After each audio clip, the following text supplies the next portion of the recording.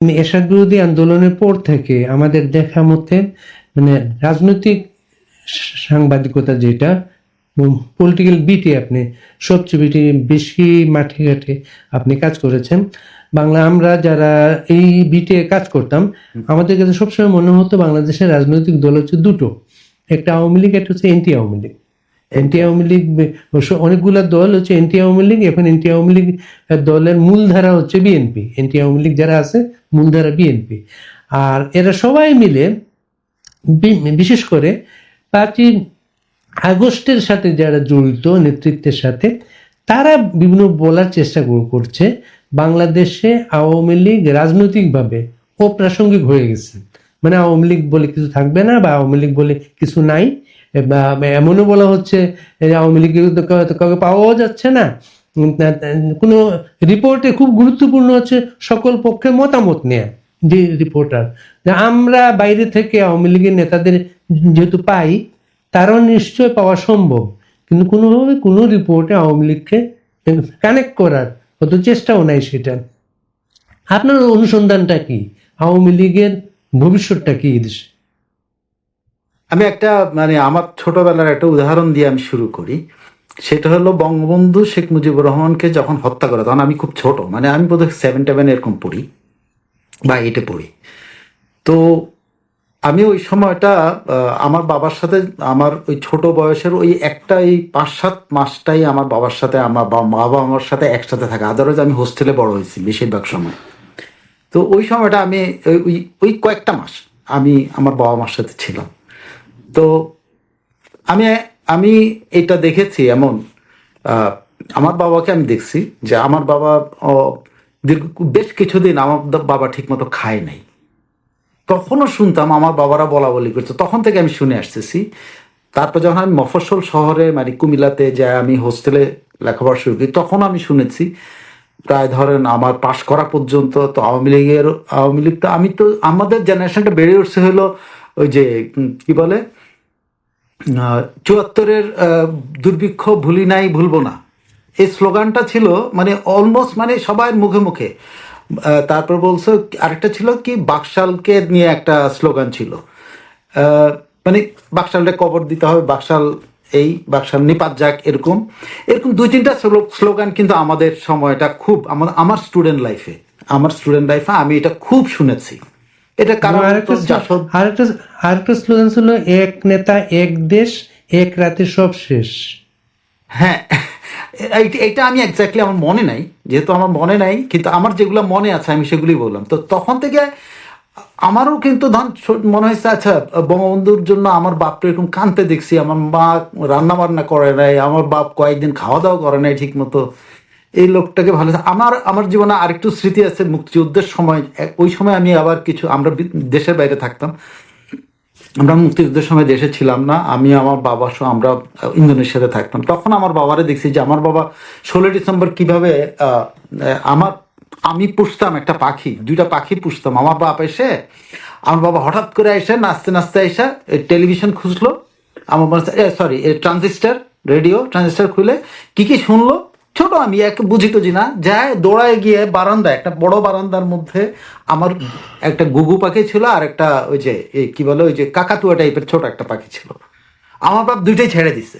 আমি তো রাগে কান্নাকাটি শুরু করে দিচ্ছি, কি হয়েছে। তা মা আমারে বুঝাইতেছে তোর বাবা খুব খুশি হয়েছে। আমি বাবা খুশি হয়ে আমার পাখি ছেড়ে দিল, এটা তো আমি বুঝি না, এটা তো অন্যায় কাজ করছে, তাই না?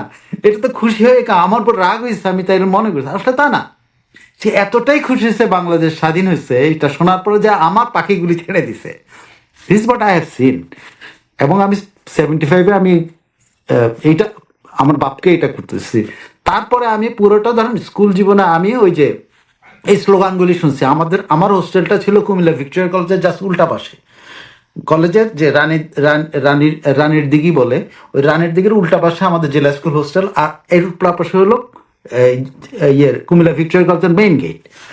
তো ওখানে প্রায় মিছিল হয়, এই স্লোগানগুলি আমি শুনছি। তো আমার তো কিন্তু সবসময় ধরেন বড় হওয়ার ইন্টারমিডিয়েটে আমি যেহেতু এমন একটা কলেজে লেখাপড়া করেছি যে কলেজে ছাত্র রাজনীতি ছিল না, তো আমি আসলে ওইভাবে ঠিকমতো বুঝি নাই। কিন্তু একটা জিনিস বুঝেছি যে বাংলাদেশে সবাই ওই যে কিনা এই ৭৪-এর দুর্ভিক্ষ ভুলি নাই ভুলবো না, আর বাকশাল নিপাত যাক, এই স্লোগানগুলি বাংলাদেশের সর্বত্র। এবং শুধু পরিবারের মণ্ডলে আসলে বা বয়স্ক ধরেন সিনিয়র ধরেন আমার চাচা বা আমার চাচাদের মতো বয়স যারা, বা অনেক বড় ভাই, মানে ইমিডিয়েট বড় ভাই না, এদের সবার মধ্যে দেখতাম কিছু লোক ওই যে নিপাত যাক এটা বললেই খেপে যাচ্ছে, এটা বুঝতে পারতাম। পেছনে দাঁত কিরমির করতেছে, এটা বুঝতে পারতাম। প্রকাশ্যে বলে নেই, প্রকাশ্যে বলতে দেখি নেই, কিন্তু ঠিক ওই সময়টা আওয়ামী লীগের যারা নিশ্চিহ্ন করতে পারে নাই, আওয়ামী লীগ মানে আওয়ামী লীগ হলো মুক্তিযুদ্ধের নেতৃত্ব দানকারী প্রতিষ্ঠান। আমি তার রাজনীতির সাথে সম্পৃক্ত না, কিন্তু ওই সময়টাই কিন্তু 5 বছর 6 বছর পর্যন্ত, 4-5 বছর পর্যন্ত কিন্তু আওয়ামী লীগের নাম নেওয়া যায়নি।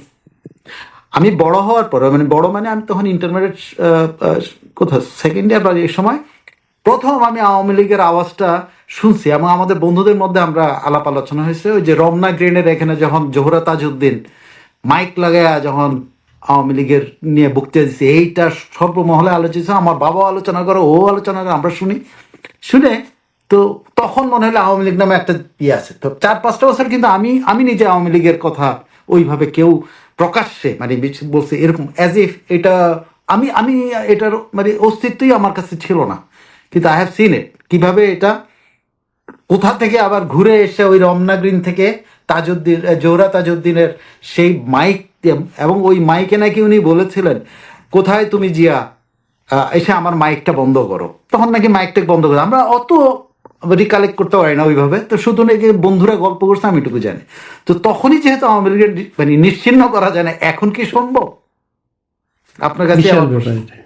বিশাল ব্যাপার। আওয়ামী লীগ তো গ্রাসরুটের জন্য এখন যারা নতুন সংগঠন করার চেষ্টা করছেন, বাংলা মোটরের রূপায়ণ। আমি কিন্তু আমার অভিজ্ঞতা থেকে বলেছি, আমি কিন্তু বাড়ি ভাই আপনাকে আমার অভিজ্ঞতা থেকে বলছি, আমি কিন্তু আমি অ্যাক্টিভিস্ট না, আমি আওয়ামী লীগের না, বাট বাস্তবটা হচ্ছে এখন যারা একটা দল গঠন করার চেষ্টা করছেন, দল গঠন করার সোনার চামচ তারা পেয়ে গেছে। তারা বাংলাদেশের একটা শিল্প প্রতি গ্রুপ থেকে বিশাল অফিস পেয়েছে, 2টো ফ্লোর নিয়ে। তারা ওই টপ ফ্লোরে একটা ক্যান্টিন আছে, ক্যান্টিনটাও ফ্রি। তারপরে হচ্ছে গুলশানে অফিস নেওয়া হচ্ছে, বাংলা এবং ইংরেজি কাগজ হবে। ও অলরেডি অফিসে পত্রিকা প্রস্তুতি শুরু হয়ে ডিক্লারেশন হয়ে গেছে। আর আওয়ামী লীগ তো এটা তৈরি করা দল, এটা গ্রাসরুটে তৈরি করা দল।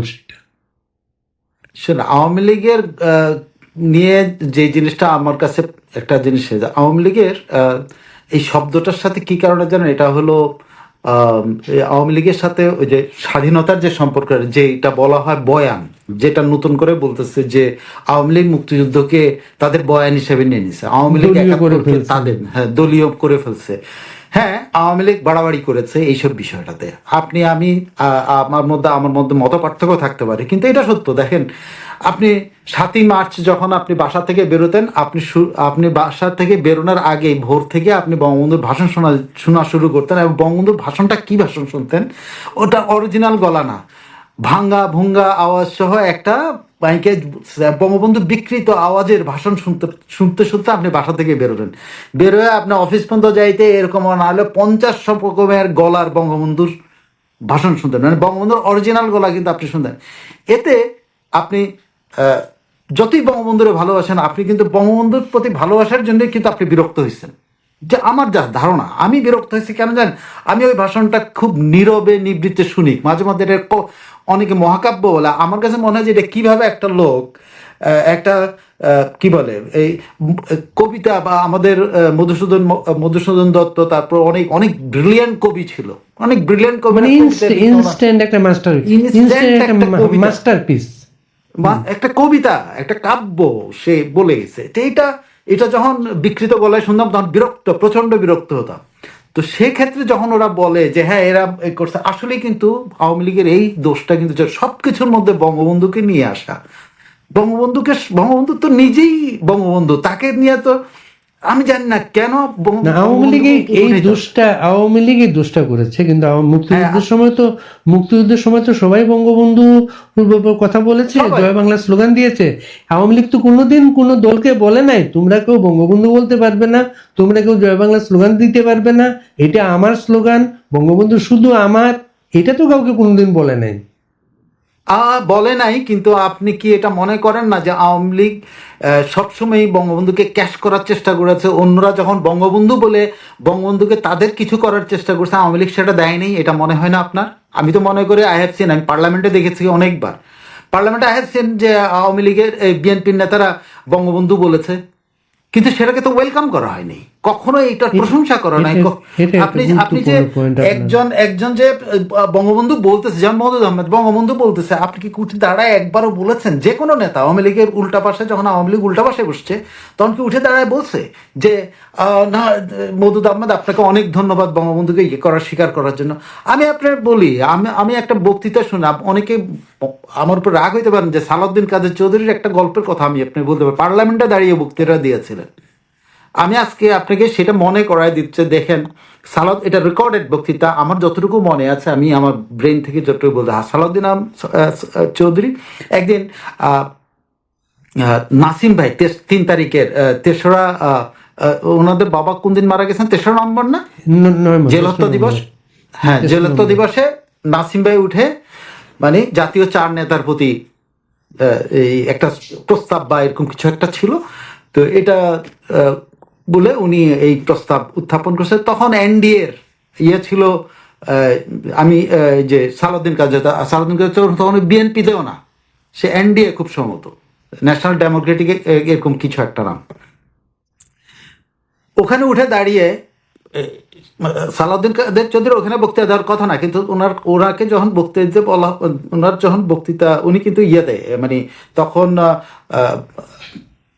প্রো গভর্নমেন্ট ইয়ে আর কি, মানে আওয়ামী লীগ তো বিরোধী দলে, তখন নাসিম ভাই যখন এরকম বক্তৃতা দিচ্ছে, অনেকে বু করেছে, অনেকে নাসিম ভাইয়ের বক্তৃতাতে ডিস্টার্ব করেছে, ইনক্লুডিং যে পরবর্তীতে বঙ্গবন্ধু বলা শুরু করেছেন নাজবুল, তথ্যমন্ত্রী কি যেন ছিল, নাজমুল হুদা।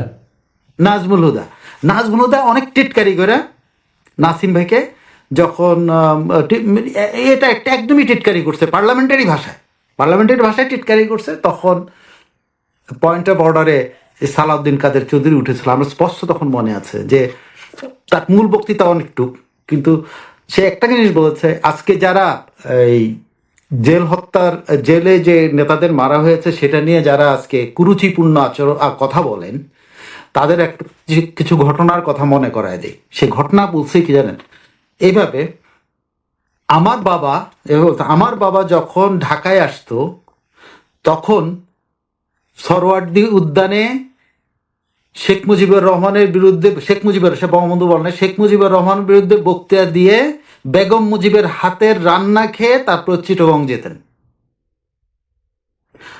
আর শেখ মুজিবুর রহমান যখন চিটাগং যেতেন, তখন লালদিঘি ময়দানে বক্তৃতা দিয়ে আমার মায়ের হাতের রান্না খেয়ে ঢাকায় আসতেন। রাজনীতিবিদরা একে অপরের সাথে ইয়েরা জাতীয় ওই নেতাদের জেলখানা হত্যা করা হয়েছে, আমি নিন্দা জানাই, কারণ আমার বাবাও জেলখানায় মারা গেছে, সে তারটাকে কানেক্ট করে বক্তৃতা দিয়েছে। কিন্তু আপনি কি জাস্ট চিন্তা করেন, আওয়ামী লীগ কি কখনো এটা ক্যাশ করেছে যে বঙ্গবন্ধু এবং তার চিরশত্রুর মতো যে শ্লোকটা, তার সালাউদ্দিন কাদের চৌধুরীর বাবা, ওর সাথে ওর যে রিলেশন, নিজেদের যে রিলেশনটা, সেই রিলেশনটা কি নষ্ট ছিল? সেই রিলেশন তো ঠিক ছিল, রাজনৈতিক শত্রুতা ছিল। বঙ্গবন্ধু কি আপনি মনে করেন না, আপনি যদি বঙ্গবন্ধু কি এই যে ফজলুল কাদের চৌধুরীকে জেলে নিয়ে বাঁচান নাই? নাহলে তো মেরে ফেলতো, যদিও উনি জেলেই মারা গেছেন, তো জেলে নিয়ে বাঁচান নাই, বাঁচাইছে তো। সো রিলেশনটা সেরকম করা যায়। কিন্তু বিএনপি যখনই ধরেন আওয়ামী লীগের কাছে, আমার কাছে যেটা মনে হচ্ছে, অনেস্টলি বলি, আওয়ামী লীগের কাছে যখনই দ্বারস্থ হওয়ার চেষ্টা করছে, আওয়ামী লীগ তখন দূরছাড়ও করেছে।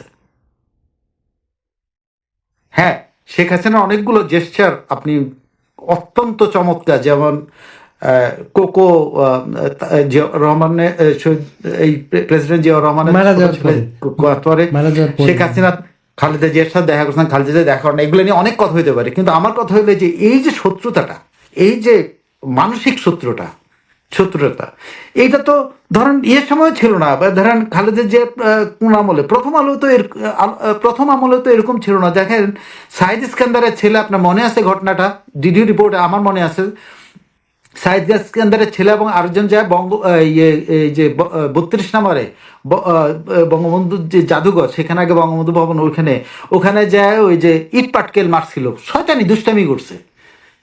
আমার মনে আছে যে ওই বাচ্চা দুটোকে ওখান থেকে নিয়ে এই শেখ হাসিনার ব্যক্তিগত এই যে মৃণাল দা এবং অন্যরা মিলে ওরা ওকে নিয়ে বেগম জিয়ার বাসায় নিয়ে পৌঁছায় দিয়ে আসছে। That was the gesture. কিন্তু ওটা কই গেল? আপনার কি মনে হয় 21শে আগস্টের ঘটনাটা রাজনৈতিক সংস্কৃতির অনেক কিছু ওলটপালট করে দিয়েছে? শুধু 21শে আগস্ট না, আমি মনে করি যে বাংলাদেশের, আপনি আওয়ামী লীগ নিয়ে যে আলোচনায় যদি থাকেন, তাহলে আমি বলতে বাংলাদেশের রাজনীতির ব্যাপক পরিবর্তন এসে গেছিল মুক্তিযুদ্ধের পক্ষে এবং বিপক্ষে শক্তির যে একটা অন্তর্গত লড়াই, সেই অন্তর্গত লড়াইটা কিন্তু জঙ্গি দিয়ে শুরু। ঠিক আছে, বিএনপি যখনই জঙ্গির উপর নির্ভর করতে গেছে, তখনই আওয়ামী লীগ তাকে আগে শত্রু মনে করেছে, পরে চরম শত্রু মনে করেছে। বিএনপির এটা সবচেয়ে বড় দুর্বলতা। এখন বলা হচ্ছে জঙ্গি নাটক ছিল, এগুলা জঙ্গি বলে কিছু ছিল না বাংলাদেশে। না, ওই যে তাইলে এখন আমি আবার ওই একই কথায় আসব যে ঠিক আছে, আপনারা যদি মনে করেন এই ইন্ডিপেন্ডেন্ট কমিশন দরকার নেই আপনার, আই টেল ইউ, গভর্নমেন্ট প্রত্যেকটা পত্রিকার একজন রিপোর্টারকে অ্যাসাইন করুক, যা তোমাকে আমি 6 মাস সময় দিলাম বা 1 বছর সময় দিলাম, তুমি এটা বের করো। এবং ওই প্রত্যেকটা পত্রিকার সকল মতের পত্রিকার রিপোর্টারকে অ্যাপয়েন্ট করুক, 20 জন রিপোর্টার বা 30 জন রিপোর্টারের একটা প্যানেল করে দিক, তারা তাদের মতো করে রিপোর্ট করুক, বের করুক, তাহলেই তো হয়ে যায়। এখানে তো রাজনীতির বিষয় না রে ভাই, ঘটনাগুলো তো ঘটেছে। বোমা হামলা তো হয়েছে, নাকি এটা হামলা না? এটা তো বোমা ময়মনসিংহে তো বোমা হামলাটা হয়েছে তো, তাই না? আপনার 10 টাকা অস্ত্র তো পাওয়া গেছে নাকি? বুলেট পাওয়া গেছে নাকি? আপনার তো সবগুলো জেলাতে যে আদালতে হামলা হইলো, সেটা কি ভুয়া? বাংলা ভাই যে অস্ত্র নিয়ে মিছিল করছে, ওটা কি ভুয়া? এগুলা তো ন্যারেটিভ না রে ভাই, এগুলো তো ঘটনা। আমি তো বলি, যদি রাজনীতি করা অন্য জিনিস, রাজনীতির বাইরে সাংবাদিকতা করতে আসেন বাড়ি ভাই, আমি মনে করি আমার আপনারও কিছু দায়িত্ব আছে। আমরা আসলে আমি শারীরিকভাবে বা আমি করি না, আমরা আপনারাও কিন্তু এটা এই মোটিভেশনটা কিন্তু পত্রিকাগুলোর মধ্যে, মানে আমাদের আলোচনার মাধ্যমে এগুলো পত্রিকাগুলো তোমরা ইন্ডিপেন্ডেন্টলি তোমার একটা রিপোর্টারকে 1 বছরের জন্য অ্যাসাইন করো এবং what ever he reports publish it. Daily স্টারের মাহফুজা নাম একবার সরি বলেছেন একটা কথা নিয়ে, যে ও 111-এর সময় গোয়েন্দা সংস্থার চোথা নিয়ে রাজনীতিবিদদের চরিত্র হনন করাটা তাদের ঠিক হয় নাই, মানে অন্য ভার্সনটা ছিল না সেই রিপোর্টে। বাংলাদেশে কি সেই সাংবাদিকতা আবার চলে এসেছে? 111-এর ভার্সনটা আমি বলি, আমি তখন অ্যাক্টিভ রিপোর্টার না, আমি একটা স্টেশনের দায়িত্ব পালন করি। তো ওই সময়টা প্রথম দিকে এমন ছিল যে সবাই মানে ভীতু এবং সবাই ভয় পাচ্ছে, অমুক মেজর আসে, অমুক তোমার আসে, সবাই ভয় পায়। যাই হোক, বিভিন্ন দাওয়াতে আমিও গিয়েছি, 2-একটা দাওয়াতে মানে কমন ধরেন 10-15 জন 20 জনের সাথে আমারও দেখা হয়েছে। বাট আমি একটু, আপনি জানেন আমি একটু লুকোচাপা মানুষ, আমি একটু পেছনে থাকি, আমি কথা কম করি, আমি কখনোই মানে নিজেকে প্রজেক্ট করার মধ্যে আমি ছিলাম না। তো আমি দেখেছি এগুলো, আমি দেখেছি কি জানেন, সাংবাদিকরা কি ভরে মানে বড় বড় সাংবাদিক এবং ছোট ছোট সাংবাদিক আলাদা, আর ছোট সাংবাদিক হলো জুজুর ভয়, আর বড় বড় সাংবাদিক হলো ভয়টা আমন্ত্রণ করে নিয়ে আসে। কিভাবে আমন্ত্রণ করে জানেন? কেমনে জানেন?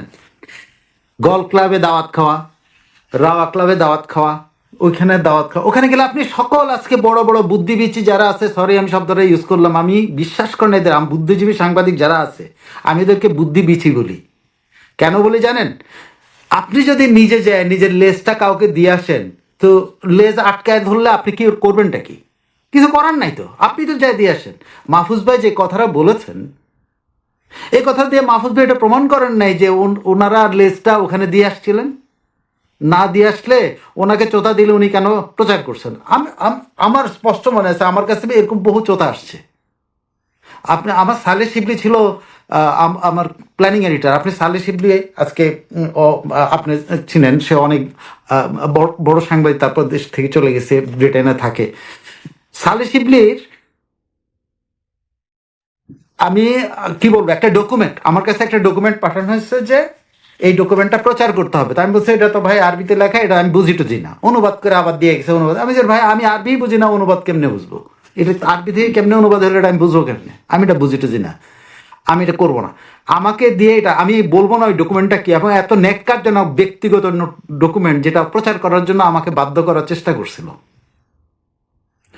এবং আমি করি নাই। আমারও তো ধরে নিয়ে পিটাই নাই। কারণ কি জানেন, আমি তাদের কাছে আমার মনে হচ্ছে আমার লেজ মনে দিয়ে আসি নাই। হচ্ছে এটা কোনো আপনি যদি লেজ কাবিন, দিয়ে আসেন, আমার মনে হয় এটা কোনো কাবিন নামা ছিল। হোয়াট এভার, আমি বলতে চাই না, এটা ব্যক্তিগত। আমি আমি মনে করি সাংবাদিকতায় কারো ব্যক্তিগত সম্মান ক্ষুণ্ণ করে যে সাংবাদিকতা, সে সাংবাদিকতা কোনোদিন সাংবাদিকতা হতে পারে না। সেটা ইয়েলো জার্নালিজম। আমি এটা কেন করতে আমার আর আমাকে আমার একজন প্রয়োজন সিনিয়র সাংবাদিক আমাকে বলেছেন যে তাকে অনেকে ডিজিএফআই এর সাংবাদিক বলে টিটকারি দেয়, কিন্তু ওই সময় ডিজিএফআই এর অফিসের বাইরে এত কারা ছিল? সাংবাদিক প্রজেক্ট আনতে ডিজিএফআই এর অফিসে ভাই, যেতেন। I have seen on my own আইস। আমার চোখে দিয়ে দেখছি, আমি দেখেছি কারা একটা মেজরের রুমে ঢোকার জন্য দাঁড়ায় থাকতো, কারা সারাদিন ওখানে মানে সময় কাটাতো, আর হলো ওখানে একটা জিনিস খাওয়াইতো, বুঝছেন? এটা আর্মিরা খুব মজা করে খাওয়ায়, যে ওই যে আমাদের দেশে আমরা যেটাকে ধরেন এখন গ্রিল বলে এখন চারিদিকে ছড়াইছে না, আর্মিরা কিন্তু তাদের ক্যান্টিনে এই ধরনের মাংসের টুকরা বা মুরগির টুকরা এরকম করে ভাইজা খায়। এটা সত্য, কাঁটা চামচ এবং ইয়ে দিয়ে। ওইটা খাওয়ার জন্য কতজন এই গল্ফ ক্লাবের দাওয়াত পাওয়ার জন্য কত তেলামি করছে, একটা প্রজেক্ট পাওয়ার জন্য, একটা ট্রেনিং প্রোগ্রাম ইয়ে করার জন্য কি না করেছে এই সাংবাদিকরা।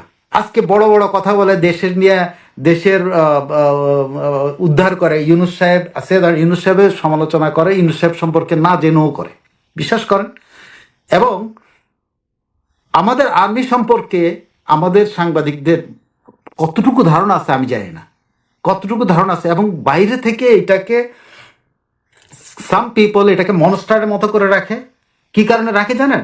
অন্য সাংবাদিক থেকে এর থেকে দূরে রাখে, কারণ সে তাইলে পুরা সম্পর্কটা তার থাকবে না। সো সে এটার মধ্যে ভাগ বসাইতে দিতে চায় না। এটা সিনিয়র বলেন আর জুনিয়র বলেন, একবার ওদের সাথে খাতির হইলে আর এটা দিতে চায় না। সো এটা উন্মুক্ত না। আর্মির উচিত শুধু আইএসপিআর এর মাধ্যমে না, আর্মির উচিত প্রকাশ্যে, যেমন ইয়াতে সেক্রেটারিটা একটা সাংবাদিক যায় কথা বলছে, তেমনি ডিফেন্স মিনিস্ট্রিতে আর্মির একটা উইং থাকা উচিত যেখান থেকে সবসময় তারা কথা বলবে।